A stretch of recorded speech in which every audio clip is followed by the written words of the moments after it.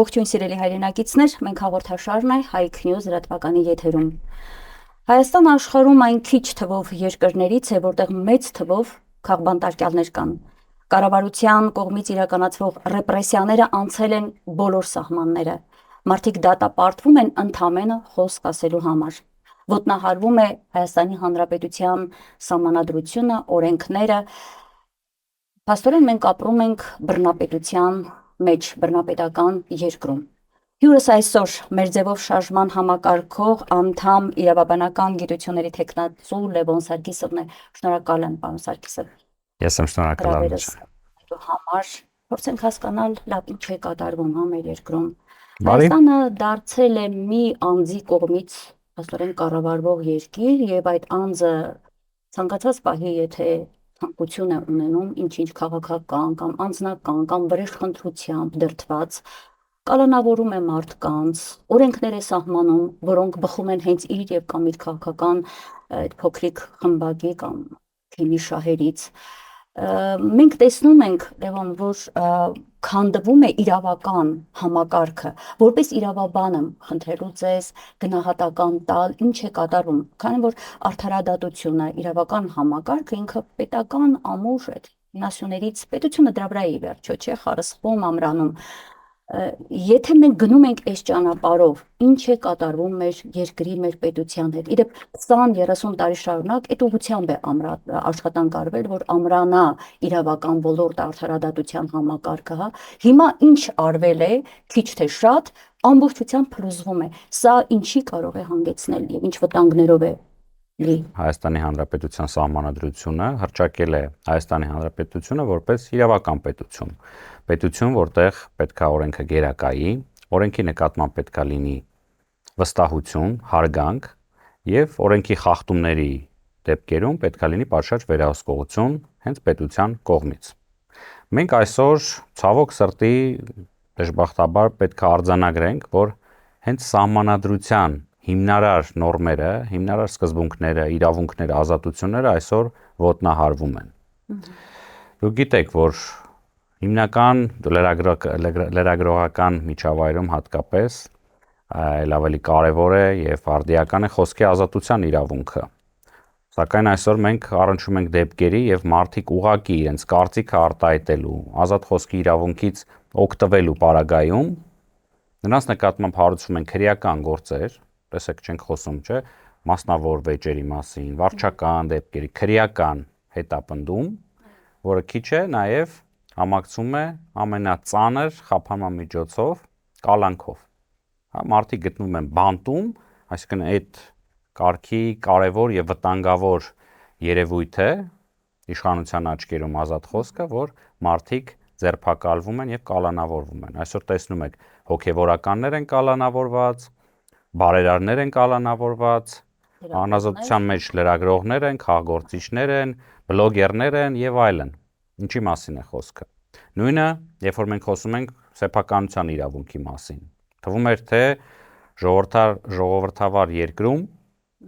որտեղ մենք արձանագրում ենք, որ իբրև ամեն ինչ շատ լավ է, զարգացում ենք ապրում, օրինակելի երկրներից մեկն ենք աշխարհում դարձել ժողովրդավարությամբ, սեփականության իրավունքի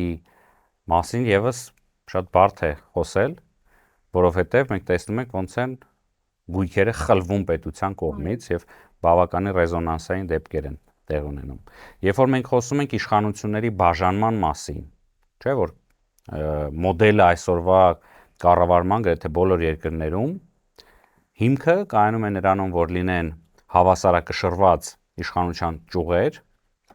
մեկը մյուսի նկատմամբ ունենա որոշակի մեխանիզմներ ազդելու եւ բնականաբար որևիցե մեկի մոտ նույնիսկ գայթակղություն չառաջանա այդ իշխանությունը կուտակել իր մոտ։ Սակայն հայտնի արտահայտությունից հետո կառավարությունը ես եմ կամ իշխանությունը ես եմ, մենք նույնիսկ անթակույց ենք տեսնում այս արատավոր երևույթների։ Բնականաբար խոսքը գնում է օրենքների կոպիտ խախտման մասին, կլինի դա սահմանադրությունը, քրեական օրենսգիրքը, թե մեկ այլ օրենք։ Եվ այդ խախտումները դարձյալ հաստատենք, որ իրականացում է հենց իշխանության կողմից, հենց իշխանության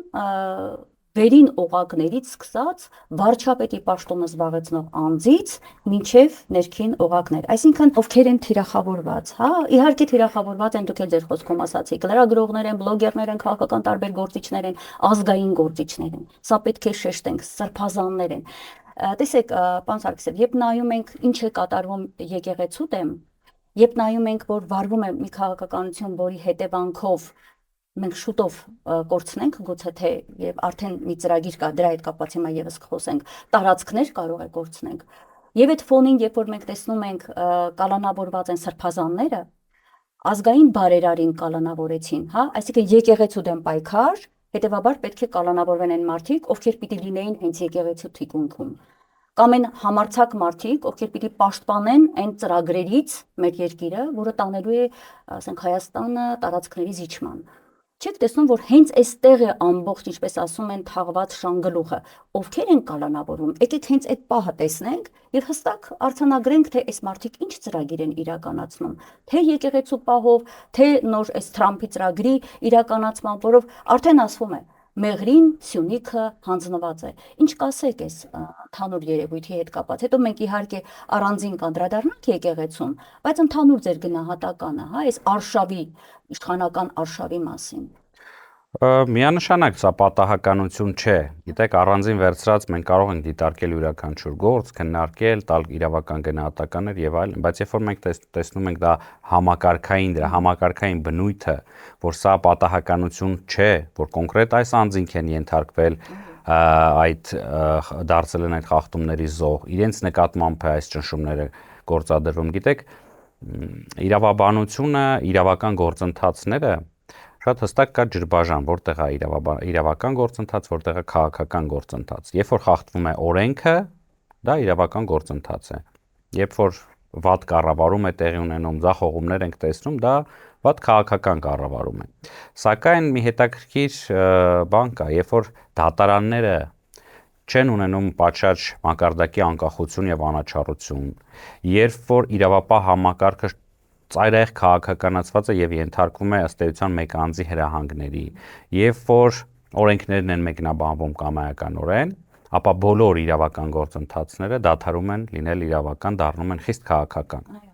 Հետևաբար այստեղ պետք է հենց քաղաքական պրիզմայով նայել, ինչու է այս ամեն ինչը տեղի ունենում, ինչու է արշավը եկեղեցու հանդեպ այսպեսի ագրեսիվ բնույթի եւ ի վերջո կան արդյոք կարմիր գծեր այս իշխանության, այս փոքրիկ խմբակի ներկայացուցիչների համար, իրանք արդյոք նայում են, խախտվում է օրենք, սահմանադրություն, թե առհասարակ պայքարը իշխանության համար, այդ աթոռի համար այդքան կարևոր է նրանց համար, որ որևիցե բանի էլ չեն նայում, ինչա խախտվել, ինչա պահպանվել եւ այլն։ Այո, եւ հիմա, քանի որ ասացիք եկեղեցու հետ կապված, եկեք եկեղեցու պահով շարունակենք, ես ուզում եմ հասկանալ իրավական տեսանկյունից եկեք։ Հələ մի կողմ թողնենք ազգային, մեր պետական, մեր ինքնության հիմնասյուն լինելու գաղափարը, թեպետ դա հնարավոր չէ այն կողմ թողնել, որովհետեւ հայ առաքելական եկեղեցին հայապահպան է։ Սա պիտի իմանա ամեն մարդ եւ հետեւաբար թիրախավորել մեր սրբության սրբոց, ուղղակի նշանակում է թիրախավորել հայի տեսակը, ինչը եւ արվում է հիմա։ Բայց եկեք քննարկենք իրավական տեսանկյունից, հա, ինչ օրենքներ են խախտվում այս արշավին, այսինքն ինչ է ստացվում, վարչապետ աշխատող անձը, որը պարտավոր է ծառայել եկեղեցուն էլ, ծառայել ժողովրդին էլ, պետությանը, ինքը ամեն ինչ ուզում է ծառայեցնել իրեն, այդ թվում նաև եկեղեցին, չգիտեմ, երբեմն հումորով ասում են երևի կարող է մնացել է կաթողիկոս աշխատի, վերջացնենք, հա, որտեվ ամեն ինչ էր, մի ժամանակ բժիշկ էր, կորոնավիրուսի դեմ էր, չէ, հիշում եք պայքարը։ Այո։ Այո, ամեն ինչ է ինքը, դատավոր է, դատախազ է, քննիչ է, ամեն ինչ է, հիմա երևի մնացել է հոգևոր հարթություններ ամբողջությամբ իրենով անի, տեսանք տիրադավերին ինչպես հայտնվեցին իր շուրջը։ Ես կխնդրեմ պարոն Սարգսյան, որպես իրավաբան, ասեիք իրավունքի տեսանկյունից ինքը ինչ խախտումներ է անում, հա, որտեվ ակնհայտ տեսնում ենք սահմանադրության խախտումները եկեղեցու պարագայում։ Շատ բարի, շատ ճիշտ նշեցիք, որ առաքելական եկեղեցին դա մի ինստիտուտ է, որը մի կողմից այո դա կրոնական կազմակերպություն է եւ մեր կրոնի հետ կապն է ապահովում, մյուս կողմից հայ ազգային հենց արժեքների ինքնության պահպանողն է եղել, այդ թվում այն ժամանակահատվածում հայ պատմության մեջ, երբ որ մենք չենք ունեցել պետություն։ Եվ պատահական չէ, որ սահմանադրությունը առանձին հոդվածով անդրադառնում է հայ առաքելական եկեղեցու դերին հայ ժողովրդի կյանքում։ Այո։ Եվ երաշխավորում է, որ ցանկացած կրոնակակազմակերպություն, այդ թվում հայ առաքելական Սուրբ եկեղեցին, ունեն բավարար չափով անկախության երաշխիքներ։ Այսինքն պետությունը եւ եկեղեցին անջատ են, դա փաստ է, եւ այնուհետեւ առանձին օրենքներով նաեւ կարգավորվում է պետության եւ եկեղեցու միջև հարաբերությունները, որտեղ որ նշված է շատ հստակ, որ հայ առաքելական Սուրբ եկեղեցին, եկեղեցու ինքնակառավարումը երաշխավորված է պետության կողմից, վերջինիս նվիրապետության սահմաններում։ Այսինքն, ինչ է պարզ լեզվով ասած, պետությունը ասում է, ես ճանաչում եմ քո ինքնակառավարումը, քո գործերը, քո կառույցի ներսում եւ չեմ խառնվելու այդ գործընթացների մեջ, որովհետեւ պետությունը դուք պատկերացնում եք, չէ՞, դա մի մեծ ահռելի մեքենա է, իր բյուջեով, ֆինանսներով, իր իրավապահ համակարգով, այդ ոստիկաններով, ուժայիններով, բանակով ի վերջո, եւ միայն օրենքը կարող է տալ երաշխիք, որպեսզի այդ գայթակղությունը մեկ անձի մոտ չառաջանա, նաեւ գրավել եկեղեցին։ Այսօր մենք տեսնում ենք հետաքրքիր գործընթացներ, եկեղեցու դեմ արշավները, մենք տեսնում ենք կոնկրետ ձեր ասած հարցերի պրիզմայի ներքո նաև հեծի դեմ, այսպես։ Առաջին հայացքից կա, այո, մենք խոսելու ենք նաև իրավական տեսանկյունից, տրամաբանական, բարոյական եւ այլն, բայց նախընտրական այս ժամանակահատվածում էլ ավելի հետաքրքիր է դառնում, որ իշխանությունները կարծես թե փորձում են հեծը վերածել մի հատ առանձին ԿՊ շտաբի, մասնաճյուղի, նույնը փորձում են անեն եկեղեցու հետ, դարձնել ինչ որ ԿՊ մի փոքր մասնաճյուղ։ Եվ այո, ճիշտ նկատեցիք, որ հայ ժողովուրդը շատ պինդ կապված է հայ եկեղեցու հետ, եւ այն մարդով որևիցե գործողություն է անում հայ առաքելական եկեղեցու դեմ, գործում է ժողովրդի դեմ։ Իրավական տեսանկյունից մենք հստակ կարող ենք արձանագրել այսպես տրամաբանական կապով, որ այո, տեղի ունենում սահմանադրության խախտում։ Այսինքն պետությունը ակնհայտորեն, եթե առաջ խոսում էինք, որ մարդը գործում է որպես անհատ, որպես անձ, որպես հետևորդ եկեղեցու, ապա վերջին հայտարարությունները, ստորագրությունները արդեն մեզ հուշում են, որ որպես պետական գործիչ ՀՀ վարչապետ է գործում։ Այո, հայտնի փաստաթուղթ է, որտեղ Դավերի հետ միասին ստորագրել էր եւ գրել էր վարչապետ Նիկոլ Փաշինյանը։ Այո, որոշ մասնագետներ նաեւ նշում են, որ կարող է տեղի ունենալ սահմանադրական կարգի տապալում։ Դա քրեական օրենսգրքով նախատեսված առանձին հոդված է, հանցանք է, եւ թվարկվում է սահմանադրության որ հոդվածների խախտումները կարող են արդեն ունենալ քրեական հետևանքներ։ Խոսքը գնում է նրա մասին, որ տեսեք, պետությունը, իշխանությունը միայն այն գործողությունները կարող է իրականացնել, որը որ իրեն թույլատրված է օրենքով։ Այսինքն ինչը գրված չէ, դա չի կարող անել։ Եվ տվյալ տրամաբանությունը շարունակելով ստացվում է, որ որևիցե կերպ կառավարությունը կամ վարչապետը օժտված չեն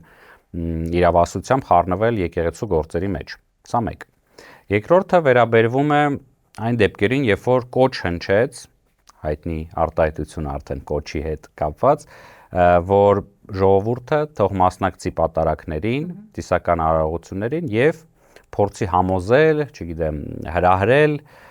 զեղչելու կաթողիկոսի անունը տալուց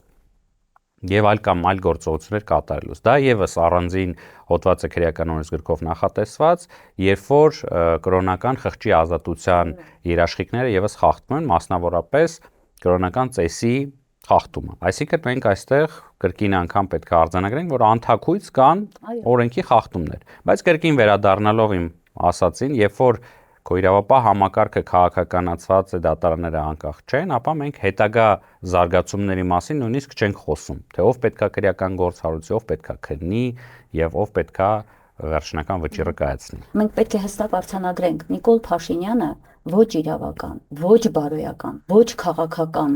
մանդատ եւ իրավունք դրանով հանդերձ չունի միջամտելու եկեղեցու գործունեությանը։ Սա հստակ է, սա արձանագրված է մեր գլխավոր կամ մայր օրենքով, սահմանադրությամբ։ Սա արձանագրեցինք։ Հիմա երբ որ նա այ օրինակներից մեկն է դուք վերեցիք, երբ որ նա համոզում է, ասում է գնացեք, որպեսզի խառնաշփոթ հա ստեղծի եկեղեցում, գնացեք այնտեղ բարձրացրեք հարցերը, դուք ինքներդ եկեղեցու ներսում հարց լուծեք, հետո մեջ մցրեց թե օրներքը պիտի հնչի, հա, այսինքն խայտառակ ձևով ինքը ամբողջ կանոնակարգը եկեղեցու, որի իրավունքը ոչ ոք չունի, կուզե ինքը լինի վարչապետ, կուզե ինքը նախագահ, անգամ կաթողիկոսը չունի, որովհետև դա մոտ 2000-ամյա կամ 1900-ամյա մեր եկեղեցու ամբողջ կանոնակարգն է։ Այս մարդը խախտում է, պարոն Սարգսյան, եւ հանցագործությունները, եթե թվարկենք, երբ ասում է հրահանգում է չտալ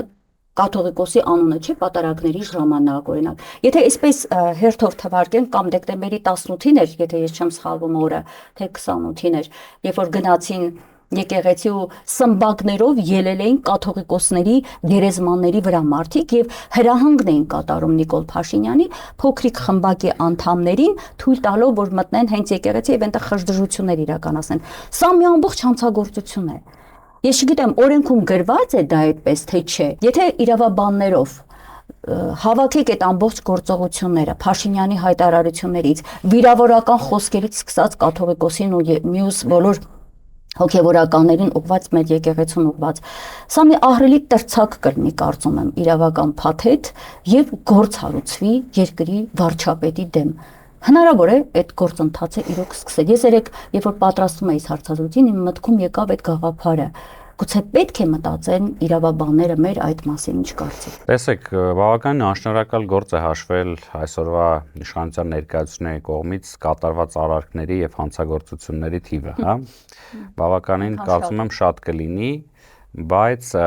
ի վերջո մենք գալու ենք այո, կարելի է իհարկե որոշակի գործողություններ անել, նախաձեռնել, նույնիսկ եթե չեմ սխալվում, արդեն կան եւ դիմումները եւ հաղորդումները տրված հանցագործության մասին, բայց դրանք համապատասխան ընթացք չեն ստանում։ Հայտնի պատճառներով։ Մենք չունենանք, որ այս իշխանության օրոք դրանք կարող է համապատասխան ընթացք ստանան։ Մեր հարցազրույցի սկզբում հենց դուք ասացիք այդ հայտնի արտահայտությունը ակնարկելով կառավարությունը, իշխանությունը ես եմ,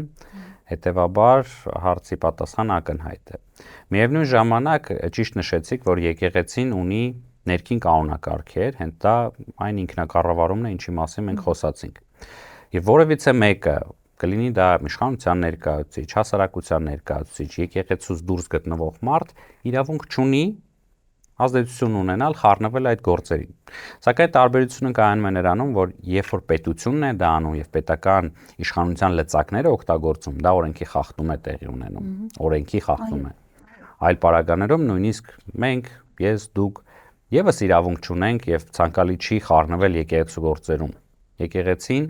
ինքը ունի ինքնակարգավորում, ինքնակառավարում եւ ցանկացած հարցերը լուծում է իր ներսում։ Իդեպ եկեղեցու արձագանքը այս ամենի մասին եւս վկայում է նրա մասին, որ եկեղեցին շատ փոհեմ, հավասարակշռված, այսպես վեհ դիրք է զբաղեցնում, հիստերիկ արձագանքներ չի տալիս, չի ընկնում երկխոսության մեջ, իսկ նպատակը իշխանության հենց ներքաշելն է այդ երկխոսության մեջ,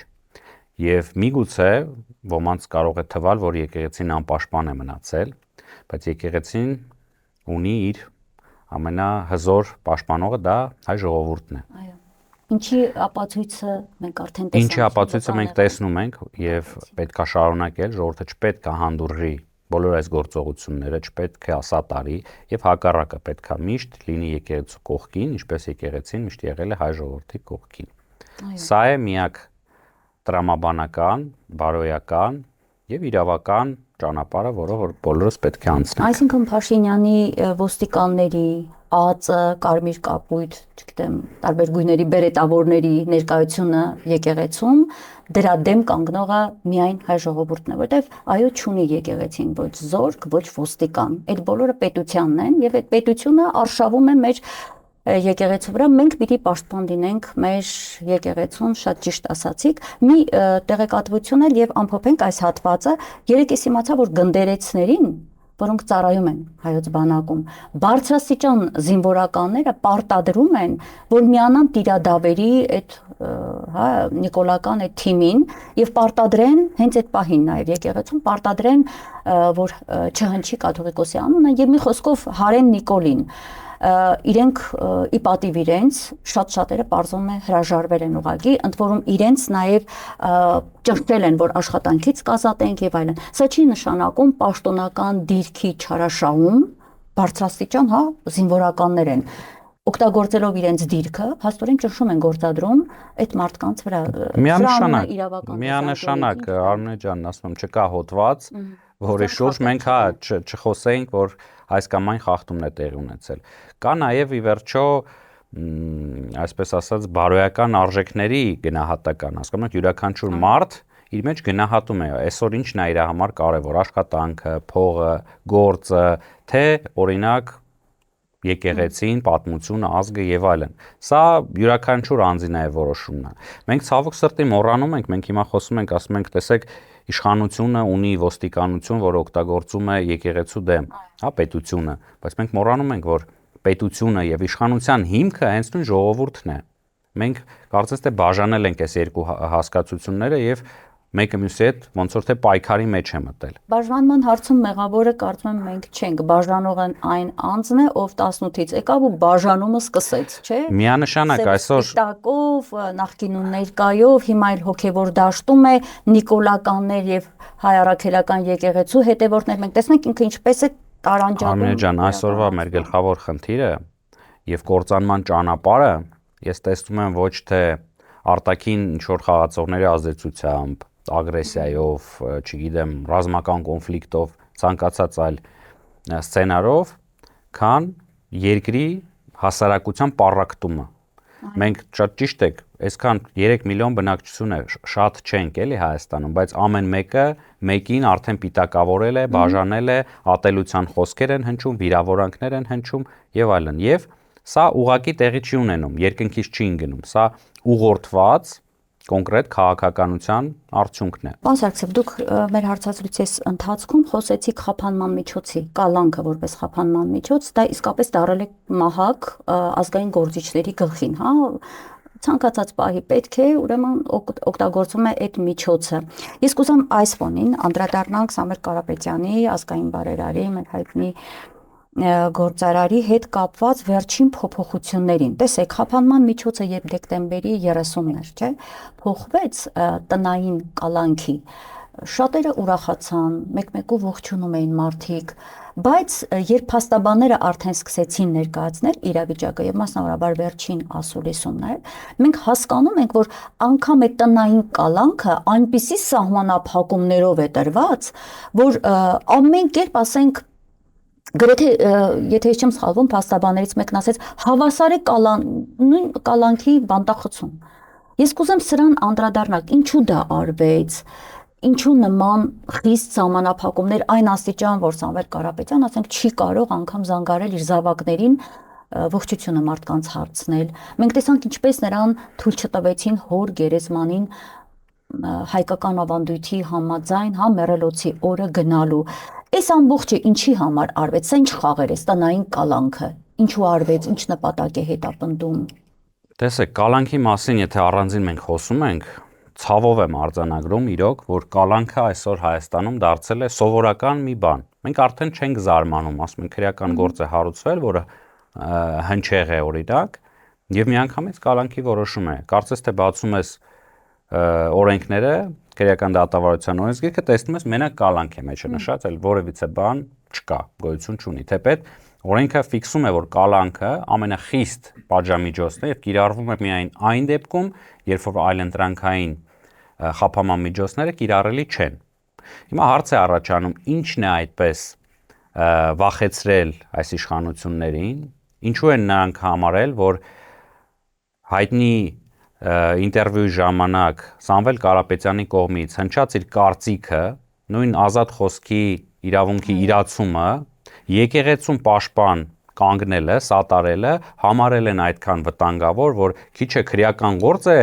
այս դրվագով հարուցվել, որը քննվում է արդեն ամառվանից, կհիշեք։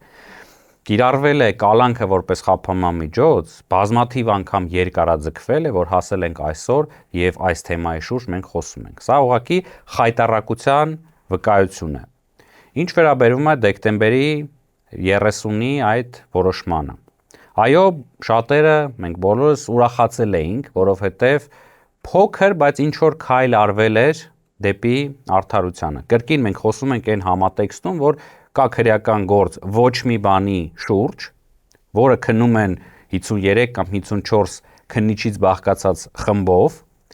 գործը չի փոխանցում դատարան, դեռ նախաքննության փուլը ծանր գործ է այսպես, հա, ինձ թվում է հատորների չափը մի փոքր սենյակ կարող են լցնել։ Առաջին հայացքից այո,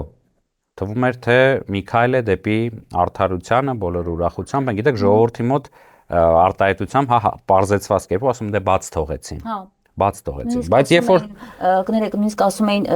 բրավո այդ դատավորին, որ համարձակվեց, այսինքն բացառիկ դեպք է, հա, այս ոնց եղավ, որ համարձակվեց մի փոքր դրական քայլ անեն Սամվել Կարապետյանի հետ կապված։ Այո, մենք տարբերվող որոշում տեսանք, որովհետև բոլորը դե սպասում են լավ հերթական, եթե խոսում ենք ոչ իրավական գործընթացի մասին, սա քաղաքական, մաքուր քաղաքական գործընթաց է, քաղաքական հետապնդում է, հետևաբար արվելու է հերթական, սպասելի, կայացվել է սպասելի որոշումը, բայց տեղի ունեցավ այնինչ տեղի ունեցավ։ Հիմա դրանից հետո երբ որ դու վերլուծում ես, բայց ինչ է փոփոխվել, մարդը մնացել է անազատության մեջ, նա սահմանափակված է, ուղղակի գտնում է ոչ թե ԱԱԾ-ում, այլ իր բնակավայրում։ Բացի այդ, արգելվել են հեռախոսազանգերը իր հարազատների, բարեկամների հետ, ինչը կար։ Չգիտես ինչու ամենաաբսուրդային սահմանափակումը վերաբերվում է այդ ազատ խոսքի արտահայտման իրավունքի հետ կապված։ Հայտարարություններին։ Ինչով է տարբերվում, եթե մարդը գտնվում է ԱԱԾ-ում եւ կարող է հայտարարություններ անել, եւ գտնվում է տան եւ չի կարող։ Ինչու, հա, որտեղ է այս տրամաբանությունը։ Եթե մենք խոսում ենք իրավական կրկին գործընթացի, փորձում ենք խոսել իրավական գործընթացի մասին, չպետք է մոռանանք նաև տրամաբանության մասին։ Հիմա ինչքանով է տրամաբանական որոշումը արգելել մարդուն իր հոր մահվան առաջի տարվա ընթացքում, հա, մեռելոցի ժամանակ այցելել գերեզման։ Որտեղ է այդտեղ տրամաբանությունը, վտանգը, որտեղ է այդտեղ բարոյականությունը ի վերջո, որ այս արգելքը գործում է։ Ինչի մասին ենք մենք խոսում։ Բացի այդ, մենք այսօր արդեն գիտենք, որ ներկայացվել է վերաքննիչ բողոք, այսինքն համաձայն չեն մեր իրավապահ մարմինները այն փաստի հետ, որ մարդը գտնվի տնային կալանքի տակ, որովհետև կարծում են, որ կարող է դիմի փախուստի։ Այսքան որ գտնվել է, այս հայտարարությունները արել է, որ ինքը պայքարելու է մինչև վերջ, ինքը պատրաստ է այս զրկանքների, հանուն իր գաղափարների, հանուն իր հենց սկզբունքների, եւ ես հավաստիացնում եմ ձեզ, որ Սամվել Կարապետյանը եւ իր թիմը այս բռնած ճանապարհը հասցնելու են մինչև վերջ, գնալու են մինչև վերջ, մասնակցելու են ընտրություններին եւ վստահ եմ, որ ընտրությունների հաջորդ օրը մենք արթնանալու ենք նոր Հայաստանում, որը որ ունենալու է իրոք ժողովրդին ներկայացնող իշխանություն, որը լինելու է հայամետ, որը մտածելու է ժողովրդի մասին, որը լինելու է ուժեղ, ոչ թե այն իշխանությունը, որը որ գնում է դրսերում, գլուխը կախ, ամեն ինչի համաձայնվում, որոշ մարդկանց համար նաև սուրճ մատուցում, հետո գալիս ներսում, թուրը հանում, փորձում ցույց տալ իր ուժը սեփական հայրենակիցների նկատմամբ այս կամ այն անձի նկատմամբ հարուցելով քրեական գործ։ Ոչ, իշխանության ղեկավարը պետքա լինի ուժեղ, պետքա լինի վստահելի անձնավորություն արտաքին գործընկերների հետ, ժողովրդի հետ պետքա լինի հոգատար եւ մեծահոգի։ Դուք ասացիք այն, ինչի մասին երազում է, ես վստահաբար կարող եմ ասել, մեր ժողովրդի գերակշիռ հատվածը, մեծամասնությունը։ Ինչու եմ ասում վստահաբար, դե լրագրողներ ենք, շփվում ենք մեր հասարակության հետ, հարցումներ ենք նաև անում։ Ես անկեղծ պիտի ասեմ, որպես լրագրող իմ մասնագիտության, հա, բերումով այդ ինֆորմացիան պիտի նաև փոխանցեմ եւ ձեզ, եւ մեր լսարանին։ Ես երբևէ չեմ տեսել մեր երկրում մի իշխանություն, որին այսչափ ատի ժողովուրդը։ Գիտեք, չեն սիրել նաև նախկինների հետ կապված խնդիրներ են եղել, կոռուպցիա եւ այլն, մարդիկ դժգոհում են, դժգոհությունը այլ բան է, ատելությունը ասել թուրք է։ ես լսում եմ առաջին անգամ։ Սա ուղղակի անհնար է չբարձրաձայնել այս մասին։ Եվ այնինչ դուք հիմա ասացիք, ցանկացած հայ իմ փոխարեն կամ որևէ մեկը ձեզ կարծիքանքեր այսպես տա, Աստված որ լիներ իսկապես այնպես ինչպես դուք ասացիք։ Առաջ Աստված։ Եվ ատելությունը այն արատավոր երևույթներից է, որը որ մոտակա ժամանակ պետքա վերացնենք, պետքա հանենք այս հասարակության միջից։ Ատելությունը սերմանողին միայն հնարավոր է հեռացնել, եւ ատելությունը հետը։ Նույնիսկ եթե նկատել եք լրատվամիջոցներն են երբեմն արձագանքում, երբ որ Նիկոլ Փաշինյանը չի լինում երկրում, ասում են, գիտեք, մարդիկ, սովորական մարդիկ, Facebook-յան նաև դիրույթում ասում են, բայց ոնց որ շատ խաղաղ է մեր երկիր ու շատ հանգիստ։ Սա շատ բանի մասին է դեպ խոսում։ Անցնենք առաջ խափանման միջոցի հետ պահով որ ասացիք, գիտեք, այստեղ փաստորեն որևէ հիմնավորում չկա, որ տնային կալանքում գտնվող մարդու նկատմամբ նման մեծ սահմանափակումներ իրականացնեն, բայց նպատակը ես ուզում եմ հասկանալ ամեն դեպքում։ Չի կարծում, որ նպատակը հետևյալն էր՝ ճնշում գործադրել Սամվել Կարապետյանի դեմ, որպեսզի նա հեռանա իր քաղաքական նպատակներից, քաղաքական ընթացքից, ծրագրերից, Հայաստանի ապագայի հետ կապված իր փայլուն այսպես ծրագրերից, որոնք չեն տեղավորվում բոլորովին այս իշխանության տրամաբանության, նրանց սցենարների մեջ, նրանց սցենարները հայաստանյան չեն, նրանց սցենարները օտարի սցենարն են, բնականաբար բախում կա, հա, եւ պարզ է, որ իրենք պիտի ճնշում գործադրեն տարբեր տարբերակներով։ Հիմա տնային կալանքում գտնվելով ասում են թույլ չենք տա քաղաքական հայտարարություններ անել։ Մի մարդու, ով քաղաքականություն մտնելու հայտ է, չէ՞ ներկայացրել, սա նշանակում է ամբողջ այդ ծրագրի քաղաքական ընթացքի խափանում։ Սա մեկ,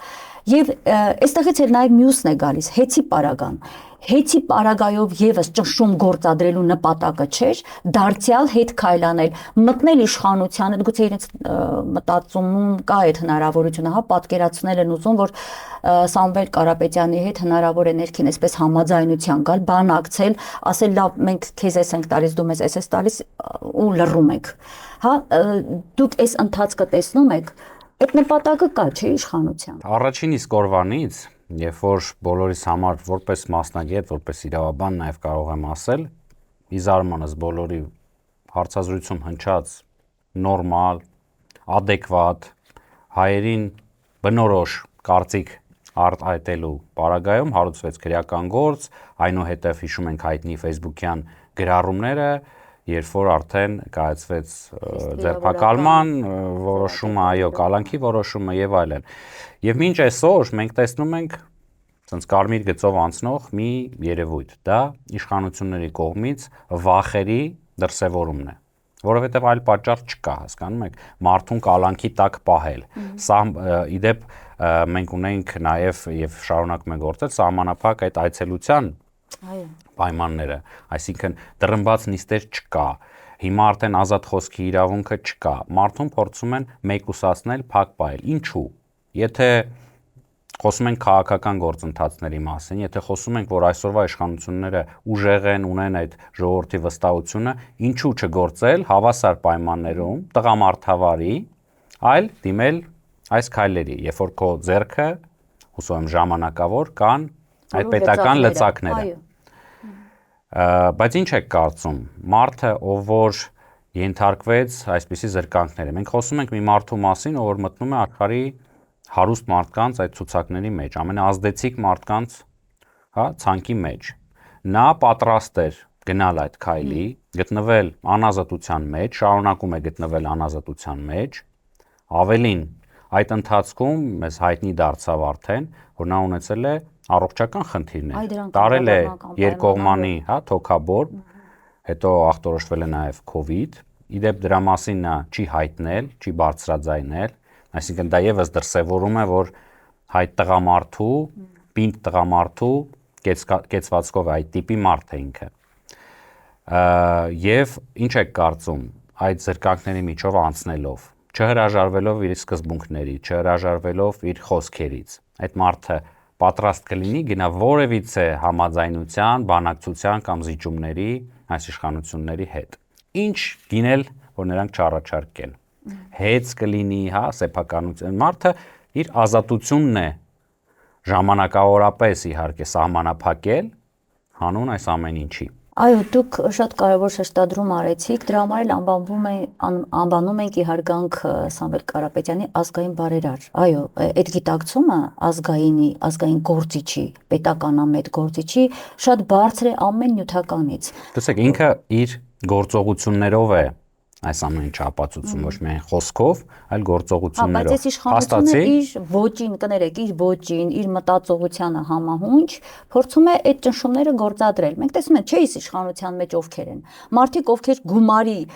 համար, եւ դա ես ոչ թե այսպես չափազանցնում եմ, դա իրականություն է, շուտով մենք խոսենք հիմա նաև այդ ահռելի պարգևավճարների մասին, որը նա տալիս է, որպեսզի իր կողքը կանգնեն։ Այսինքն այդ տեսակն է կանգնած այսօր Նիկոլ Փաշինյանի կողքին։ Կանգնած են տիրադավերը, որոնք լիքը վատ ու վտանգավոր եւ շատ սև ու տխուր մեր եկեղեցու հարցում եւս անցյալ ունեն, նաեւ ներկա կոռումպացված, չգիտեմ ինչ խաղերի մեջ են եղել, նաեւ աղանդավորական եւ այլն եւ այլն։ Այդ տեսակը մի կողմից այն տեսակը, որ շատ փող է ուզում, գնում կանգնում են, այսինքն բարոյականության հետ մենք գործ ունենք։ Ու բնականաբար ինքը փորձում է դիմացինին ճնշել նույն այդ, նույն ձեռագրով, հեծդ կխլենք, ազատությունդ կսահմանափակենք, թույլ չենք տա որ գնաս գերեզմանին ծնողներիդ, որտեղ գիտեն, չէ, արժեհամակարգ կրող մարդ է, դա իր համար շատ կարևոր է։ Դրանից է պիտի զրկենք քեզ, եւ այլն եւ այլն։ Բայց այդ բոլորով հանդերձ հնարավոր է, որ Սամվել Կարապետյանը հետ քայլանի, թեպետ ձեր խոսքում դուք արդեն Ես արդեն ձեզ նույն հարցը ուղղեցի։ Հնարավոր է արդյոք այս ամեն ինչի միջով անցնել եւ որևիցե քայլ հակառակը կատարել։ Կարծում եմ ակնհայտ է պատասխանը, դա հնարավոր չէ եւ շատ մեծ հույս ունեմ, որ մնացել է մի քանի ամիս եւ ընտրությունների ժամանակ ժողովուրդը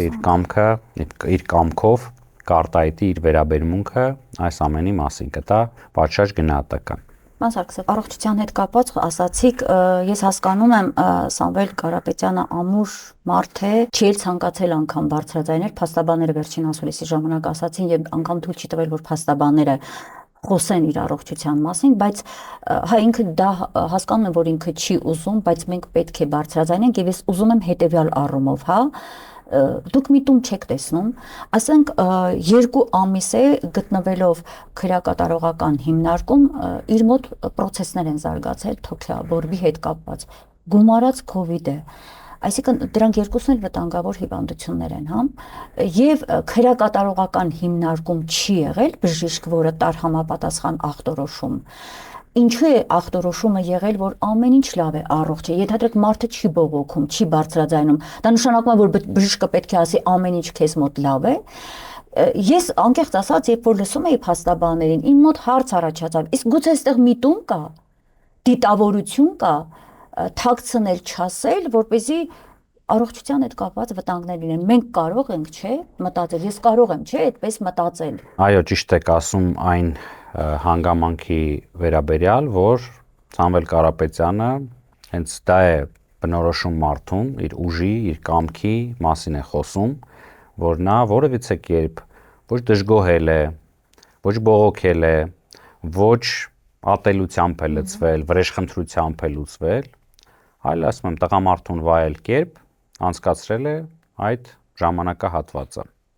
Բայց դա որևիցե կերպ չի նշանակում, որ իշխանությունը, պատկան մարմինները, ում պարտականությունն է եղել այդ զննությունը կատարել, հետևել, պետքա չանեին այդ գործողությունը։ Եթե չեմ սխալվում, փաստաբանները նաև հաղորդում են ներկայացվել հանցագործության մասին, առայն որ կամ չգիտեմ, այդ մասնագետը պատշաճ որակի չի եղել, այսինքն անփութության մակարդակը այնպեսին է եղել, որ այո, որ տարական, այսինքն այս ախտորոշումը չեն կարողացել բացահայտեն եւ համապատասխան միջոցներ ձեռնարկել, կամ չեն ապահովել համապատասխան օգնությամբ եւ այլ։ Սա միայն ժամանակը ցույց կտա եւ փաստական հանգամանքները։ Փաստաբանները։ Այո։ Շատ կարևոր է, այո, որտեղ մենք պետք է իմանանք, թե ինչ վերաբերմունքի մասին է այստեղ խոսքը, ես անկեղծ ասած դիտավորության այսպես բաներ եմ տեսնում։ Հեծի հետ կապված ասացիք, մի փոքր խոսենք հեծի մասին, ինչ իրավիճակ է հիմա, որովհետև այստեղ հեծի պահով էլ շատ հետաքրքիր է։ Վերջերս Փաշինյանը մի միտք էր ասել, որ եթե պետությունը կարողանա գնել, այս բառացի չեմ ասում, միտքը հետեւյալն էր, պետությունը կարողանա գնել, շատ լավ կլինի, բայց եթե գինը այնքան թանկ լինի, որ չկարողանա գնել, մենք որևէ մասնավոր ընկերության կտանք։ Այս ամբողջ կռիվը հենց այդ երկու ուղղությամբ չէ, մի կողմից, այսինքն ինչ է ստացվում, օտարին է բերում տալիս, ազգային բարերարից կտրում է իր ստեղծած իր սեփականությունը, որը այնտեղ մեծ ներդրումներ է արվել, հա, ի վերջո ազգային բարերար է եւ ազգի համար է արել, պետության համար է արել։ Կտրում է ազգային բարերարից, տալիս է ինչ-որ մի օտարի, այդ օտարին էլ խիստ կասկածելի է, թե դրանք ովքեր են լինելու, արդեն խոսակցություններ կան Թուրքիա գնալու, այցելելու հանդիպումների մասին, ամեն դեպքում ում էլ տա տարօրինակ է, չէ, պետական իշխանությունը պետք է որ հակառակը շագրգռված լիներ, որ լիներ մեր ազգային բարերարների կամ հա մեր հայ մարդկանց, հայ գործարարների ձեռքում։ Դուք այս երևույթի անունը ոնց կմեկնաբանեք, այսինքն սա եւ իրավական ձեր գնահատականը խնդրեմ, հա,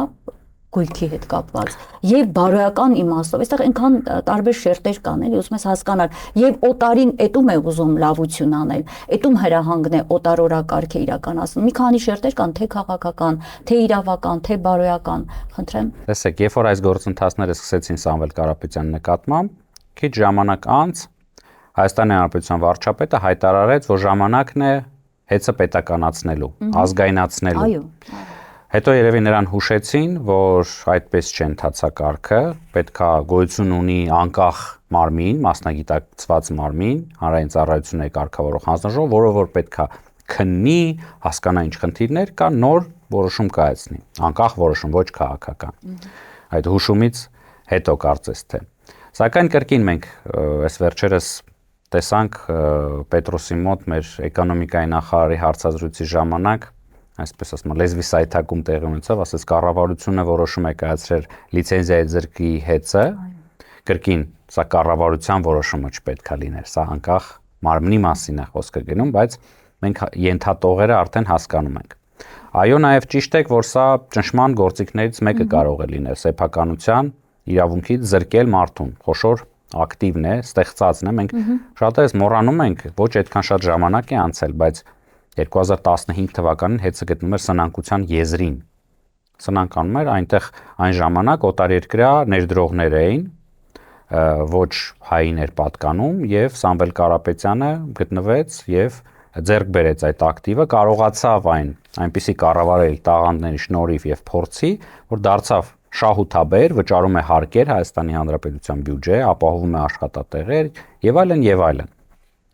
Այնուհետև խոսք գնաց, որպեսզի ժողովրդին ավելի լավ ներկայացվի, ասում են, գիտեք, մենք էներգետիկ ճգնաժամի մեջ են գտնվում այս պահին, հետեւաբար պետքա պետությունը այդ պատասխանատվությունը վերցնի, միջամտի եւ փորձի դարձնել, այսինքն այդ իրավիճակից հանել։ Կրկին նույն նախարարի խոսքերին հեղում կատարելով ասում է, եթե այսինչ գործողություն է տեղի ունենան, մենք կհայտնվենք ճգնաժամի մեջ էներգետիկայի բլոկում, հետո հասկացա, որ սխալ է թույլ տվել, ասում է, չէ, այն վաղտ էինք հայտնվել, բայց հիմա էլ կհայտնվենք, մի քիչ խճճվեց երևի տեքստերը լավ չէին գրել։ Եթե մենք ճգնաժամի մեջ էինք, հա, տրամաբանական կլներ պետության կողմից նշանակել կառավարիչ մի անձի, ով որ կլինի այդ ոլորտի մասնագետը, կունենա փորձ, գիտելիքներ, կվայելի հեղինակություն, հա, այսինքն sense կունենա այդ համբավը, բայց բերեցին նշանակեցին մի մարդու, ով որ ըստ էության հանդիսանում է քաղաքական դեմք, հա, որը որ շարունակեց այդ գործը, սկսեց նշանակել կարևոր այս դիրքերում, հեծում եւս ինչ որ կպայականների, քաղաքական դեմքերի, փորձելով ոչ մասնագետների, ոչ մի կապ չունեցող էներգետիկայի ոլորտում, որովհետև եթե լիներ մասնագետ, գար ասեր, գիտեք, ես տեսնում եմ, որ կառավարումը պետք է այսպես անել, այստեղ բարելավելու կետեր կան, մտներ երկխոսության մեջ սեփականատիրոջ հետ, կարծում եմ, որ համատեղ ուժերով կարող ենք ել ավելի լավ զարգացում տալ։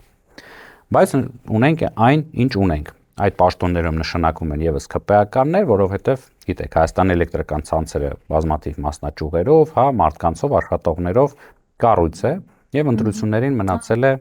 շատ կարճ ժամանակ։ Մեր պնդումները առայն, որ Նիկոլ Փաշինյանը իր իշխանությունը այս փոքրիկ խմբակը չի մտածում ժողովրդի մասին, սրա վկայությունն է։ Եթե տեսնում եք, սկզբից խոսվում էր, որ գիտեք, սա ազգայնացման process, ինչ լավ է հնչում, չէ, ազգայնացում։ Սակայն որևիցե կերպով չէր խոսում, թե ինչ ճանապարհով պետք է անցնի, ինչ է դա, ինչ գործընթաց է։ Չէ՞ որ ի վերջո եթե որոշում կայացվի, որ հեյցի սեփականատերը փոխվում է, ըստ էության ձեռքից վերցնում են այդ ակտիվը, պետք է փոխհատուցում տրվի։ Իսկ փոխհատուցումը տրվելու է Հայաստանի Հանրապետության բյուջեից, իմ եւ ձեր միջոցներից, փողերից, մեր հարկերից գոյացած բյուջեից։ Ես չգիտեմ այդ գումարը արկա է, թե նոր արտաքին պարտքի ավելացման միջոցով նոր միջոցներ պետք է ներգրավեն, որպեսզի մեր երեխաներին եւ թոռներին ժառանգենք այս ուրեմն վարկի սպասարկումը, բայց սա վկայում է մեկ փաստի մասին, որ նա հայտարարել էր, կատարել էր քաղաքական հայտարարություն եւ պետքա անպայման իրականացնի դա նույնիսկ ժողովրդի հաշվին։ Լավ, խոսք է գնում այն ժամանակ էլ մենք վկայակոչեցինք, որ եղել է նամակ մինչև այս իրադարձությունների սկիզբը, երբ որ հեծը դիմել է հանձնաժողովին, առաջարկելով նվազեցնել սակագինը, որտեվ կար տենց հնարավորություն եւ ստացել է մերժում։ Եթե չեմ սխալվում, մայիս ամսին։ Հունիսի սկիզբի է ավելի հստակ։ Հիմա ստորագրահավաք է սկսել եւ բազմաթիվ քննարկումներ լինում, որ հնարավոր է սակագինը իջեցնել։ Գիտեք, այս ժամանակահատվածում, երբ որ մենք խոսում ենք, որ կա գնաճ, ամեն ինչ թանկանում է, բոլոր ըստ էության հանրային ծառայությունների գները բարձրացել են, բացառությամբ հոսանքի, որովհետև Սամվել Կարապետյանը ժամանակին հայտարարել էր, որ մոտակա տարիների ընթացքում որևիցե բարձրացում տեղի չի ունենալու։ Եվ կա նաև այսօր հնարավորություն նվազեցնել, բայց եթե ժողովրդի մասին այդքան մտածում եք, ինչու չեք նվազեցնում, ինչու չեք գնում այդ քայլի, ինչու եք փոխարենը հանել եւ падգամավորներին 3 միլիոն դրամ պարգևավճարներ բաժանել։ 6-ից 7 միլիոնի 6-ից 7 նախարարներին վճարել։ Վարչապետի կառավարության այդ աշխատակազմի պահպանման համար տարեկան 65 միլիոն դոլար ծախսելը։ Ինչ է, որպեսզի այդ շարասյունը շարունակի իրեն ուղեկցել, հետևել։ Սա է ժողովրդի մասին մտածելը եւ իր ժողովրդի համար ինչ որ անելիքներ անելը։ Ոչ։ Այսօր շատ ճիշտ եք ասում, ես երեկ էլ մամուլում կարդացի, որ Փաշինյանն ու Էրդողանը քննարկել են երկրների միջև համագործակցություն էներգետիկ ոլորտում, ներդրումների հնարավորություն, բայց ազգայնացումը ինչ եղավ։ Այսինքն ըստ էության մենք վերցնում ենք հայ գործարարից, հայ բարերարից, հայից, Հայաստանի Հանրապետության քաղաքացուց այդ ակտիվը, որը որ ի վերջո անվտանգության կարևորագույն օղակներից մեկն է, եւ տալիս ենք օտարին, Թուրքիային, հասկանում եք, բիզնես մտածելակերպով եթե նայում ենք այս գործընթացին, որևիցե կազմակերպություն ցանկություն չէր հայտնելու ձեռք բերել հեծը։ Նախ եւ առաջ դա բարդ կառավարվող, ծանր այսպես կառույց է։ Երկրորդը, եթե մարդը տեսնում է, որ քաղաքական իշխանությունների կողմից այսքան հետաքրություն է առաջացնում, որ շատ հեշտությամբ կարելի է խլել, այսօր որոշումը փոխել, ասել լավ մեկ մյուսին կտանք եւ այլն, որ մի ներդրողը ցանկություն կհայտներ գալ եւ ձեռք բերել, ներդրում կատարել այս ոլորտում, մեր երկրում եւ այլն։ Միակ այն մարդիկ են մնում կամ կազմակերպությունները, ով ունեն քաղաքական շահ։ Այսինքն մեր ռազմավարական կարևոր օբյեկտը քաղաքական տեսանկյունից որ երկրին կհետաքրքրի, բնականաբար հարևան թշնամական երկու պետություններին, որտեղից այսպես ակտիվ ցորեն ու բենզին են հələ որ կրում, ու ներկայացնում են թե ժողովուրդը ինքը մեծ սիրով սպասում է այդ էժան բենզինին, դա էլ այդպես չէ։ Ես ասեմ, որ դա էլ է կեղծիք, դա էլ է սուտ, ժողովուրդը այդպես չէ, որ ոգևորված է, հակառակ նույնիսկ պարտադրում են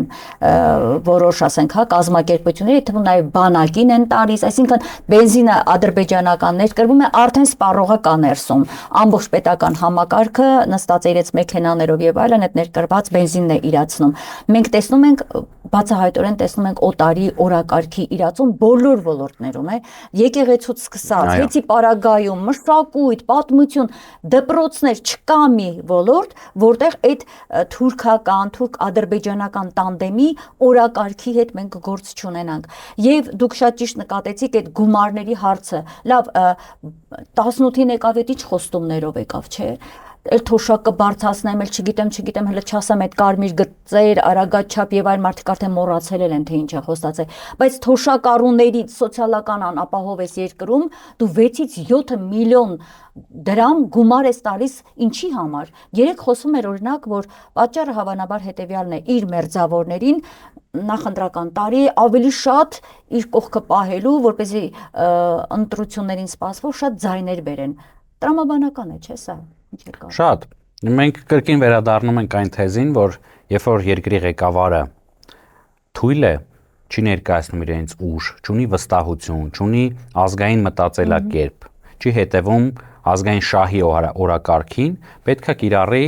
այսպես կոչենք, այլընտրանքային միջոցներ։ Կլինի դա ֆինանսներով շահագրգռելը մարդկանց, կլինի վախացնելը, այդ իրավապահ համակարգը օգտագործելը բռնաճնշումների, չգիտեմ, հարկային մարմինները, որ այս կամ այն գործարարների նկատմամբ եւս ճնշումներ գործադրեն։ Սա է գործիքակազմը, որով նա պայքարում է իր աթոռը պահելու համար։ Այո։ Պարոն Սարգսյան, ավարտենք հետեւյալով, որտեղ դրան չանդրադառնալ չեմ կարող, բայց հետեւյալ տեսանկյունից եմ ուզում շեշտադրումն անել, Թրամփի ուղի հանուն միջազգային խաղաղության եւ բարգավաճման շատ սիրուն է հնչում, չէ՞։ Ընդ որում այդ փաստաթղթում ովքեր շատ մանրակրկիտ կարդացել են, ես խորքային չեմ կարդացել, բայց անհրաժեշտ ինֆորմացիան կա ձեռքիս տակ, լիքը օգտագործված են, Նիկոլ Փաշինյանը շատ է սիրում ինքնիշխան, ինքնավար, սովերեն, հա, նաեւ Միացյալ Նահանգների ներկայացուցիչը Ռուբիոն եւս ակտիվ խոսում էր այդ մասին, որ տարածքային ամբողջականությունը չի խաթարվում Հայաստանի եւ այլն, բայց մասնագետները արդեն, ովքեր խորքային սկսել են հասցնել մեկ օրվա մեջ ուսումնասիրել, հանգել են եզրահանգման, որ մենք ուղղակի հայրենիքի մեր տարածքները կորցնում ենք։ Մեղրիից բացի ամբողջ Սյունիքը հանձնում ենք 99 տարով Ամերիկային, նա ինչ ուզում է անում է։ Հաշվի առնելով քաղաքական տեսանկյունից էլ, որ Միացյալ Նահանգների սպասարկում կամ գործիքը տարածաշրջանում Թուրքիան է եւ նաեւ մասամբ Ադրբեջանը, կնշանակի մենք ուղղակիորեն գործ ունենք երկու թշնամական պետությունների մեր երկրի տարածք ներխուժման հետ։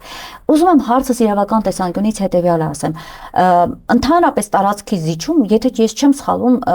սահմանադրության մեջ էլ նշվում է հանրաքվեներով է արվում։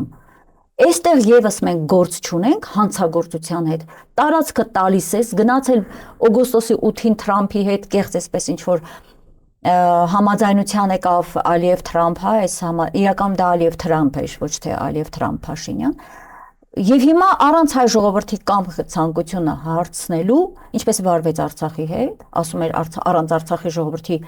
հայտնելու ինչ որ բան չեմ անելու, արեց բայց հակառակը, հիմա առանց հայ ժողովրդին, Հայաստանի մեր ժողովրդին հարցնելու, մեր տարածքները զիջում է, անունը դրել է խաղաղության, ինչեր բարգավաճման, չգիտեմ, ինչ որ Թրամփյան ուղի։ Սա որպես, եթե քաղաքական վտանգավոր հետևանքները հիմնական խաղացողների հետ Իրան, Ռուսաստան եւ այլն թողնենք մի կողմ։ Զուտ իրավական տեսանկյունից լրջագույն հանցագործություն չէ, մեր տարածքը տալիս է առանց հայ ժողովրդին հարցնելու, առանց հանրաքվեի։ Որպեսզի ավելի մասնագիտական կարծիք հայտնենք հենց այդ փաստաթղթի վերաբերյալ, որը որ քիչ-քիչ հրապարակվում է, բայց դեռ ամբողջությամբ չէ կարծում եմ, նույնիսկ կարող են պատահի այնպես, որ մենք նկատի ունեմ հասարակությունը լայն շրջանակները չիմանան բոլոր պայմանավորվածությունների մասին, որոնք որ ձեռք են բերվել, այսինքն մեզ ցույց տան այն, ինչը որ պետքա ցույց տան։ Մենք պետքա մի քիչ խորապես ուսումնասիրենք այս փաստաթուղթը, ցավոք սրտի ես էլ դեռ չեմ հասցրել, սակայն որոշակի հրապարակումներ մամուլում կարդացել եմ, որոշակի պայմաններ արդեն ակնհայտ են եւ պրակտիկան հուշում է, երբ որ դու տալիս ես ճանապարհ, երկարաժամկետ պայմանագիր ես կնքում եւ այդ կառավարողը, հա, ըստ էության հանդիսանում է մի ընկերություն, որի հիմնական բաժնետերը Միացյալ Նահանգներն են, այսինքն այդ մարդուց է իր ներդրումներն են, այդ մարդու կամ կազմակերպության որոշումից է կախված ամեն ինչ։ Բնականաբար մենք չենք կարող խոսել, որ լիարժեք մեր սուվերենությունը պահպանել ենք, ինչի հաշվին ենք պահպանելի վերջո, որն է գարանտը, գարանտիան, միջազգային իրավունքը, միգուցե մենք տեսնում ենք բազմաթիվ դեպքեր, Վենեսուելայի դեպքը վկա, որ ուժն է, ոչ թե միջազգային իրավունքը այսպես ճգնաժամ է ապրում, եկեք այդպես անվանենք։ Իսկ ինչ վերաբերում է տարածքային զիջումներին, ապա միանշանակ, թեպետ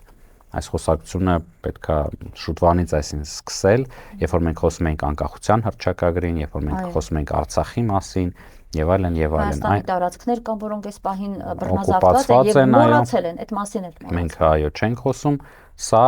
միանշանակ լրջագույն ոչ միայն այդտեղ իրավական հարց է, այդտեղ էգզիստենցիալ հարց է, պետության գոյության, առհասարակ Հայաստան անվանվելու հարց է։ Ճիշտ է, այո, մենք կանգնած ենք պետականության կորստի առաջ, հետեւաբար իրավիճակի շրջման մեկ ճանապարհ կա, կարծում եմ, հա, փաստորեն մնաց միայն ընտրությունները, ապավինենք ընտրություններին, տեսնենք ինչ կլինի, դուք ձեր խոսքում արդեն ասացիք, որ մեր ձևով շարժումը ակտիվ, հա, այդ քաղաքական գործընթացների մեջ է, կուսակցություն դառնալու ճանապարհ, այո։ Կուսակցության, այո, հայտարարվել էր, որտեվ ընտրություններին մասնակցելու միակ տարբերակը դա կուսակցության միջոցով է, կուսակցությունը ձևավորման process-ում է, առաջիկայում կլինեն մի շարք միջոցառումներ, որտեղ որ կլինեն շատ կարևոր հայտարարություններ, խնդրում եմ բոլորին հետևել, որը որ ըստ էության այդ շատ մեծ զարկ է տալու հենց քաղաքական process-ներին։ Այսինքն այն, որ տնային կալանքում է այսօր առաջնորդը Սամվել Կարապետյանը, նրան թույլ չի տրվում կարևոր հայտարարություններ անել, իդեպ շատ կարևոր էր նրա ամանորյա ուղերձը, կետ-կետ նշվում էր բոլոր քայլերը, դա չի խանգարում, մեր ձևովը գնում է առաջ, գնում է մինչև վերջ, կարևոր հայտարարությունները արդեն իսկ արված են, կարևորագույն հայտարարությունը այն է, որ մենք մասնակցելու ենք քաղաքական գործընթացներին, գնալու ենք ընտրությունների եւ փոփոխելու ենք վերջապես երկրի վիճակը։ Մեկ հարցով ավարտենք, խոսվում է դաշինքների մասին, թե դա դեռ դուք չեք որոշել դաշինքների մեջ մտնելու, թե ոչ, որովհետև ի վերջո ժողովրդի պահանջնել է դա միասնական մասնակցությունը մենակ այսպես մեկ հարված ուժեղ հնարավորություն կտա, ոչ թե մի քանի տարանջատված ուժեր, որը հնարավոր է նույնիսկ փոշիանան, հա, ընտրությունների ընթացքում այդ ձայները հնարավոր դուք տեսնում եք մեր ձևովի մասնակցությունը դաշինքային տարբերակով։ Ես դեռ չեմ ասում ում հետ ինչպես, դա հետոյի խոսակցություն է, բայց գաղափարը որպես տեսնում եք։ Տեսեք, ընտրական այս գործընթացները ըստ էության դա հետաքրքիր մի ստրատեգիկ որոշումների կայացման համեմված այդ որոշումներով գործընթաց է եւ հնարավոր է տարբեր սցենարներ այս ընթացքում։ Սակայն կային որոշակի սկզբունքներ, որոնց մասին հայտարարվել էր նաև համակարգող անդամների կողմից, հետագայում կհայտարարվի արդեն քաղաքական, հա, այդ ձևավորված կուսակցության անդամների կողմից, որ որոշակի սկզբունքներ կան, որ ուժերի հետ համագործակցություն տեղի չի ունենալու։ Դաշինքների մասին խոսալը դեռ վաղ է, որովհետև մեր գնահատականներով, նույնիսկ ամենապեսիմիստիկ գնահատականներով, թերևս մեր ձևով շարժումը, ոչ կուսակցությունը, ոչ ներկայացված հանրային շրջանակներում ծրագրերը, ոչ նույնիսկ ցուցակը, վարչապետի թեկնածու, նույնիսկ այդ պարագայում մենակ մեր ձևով շարժումը արդեն վայելում է ժողովրդի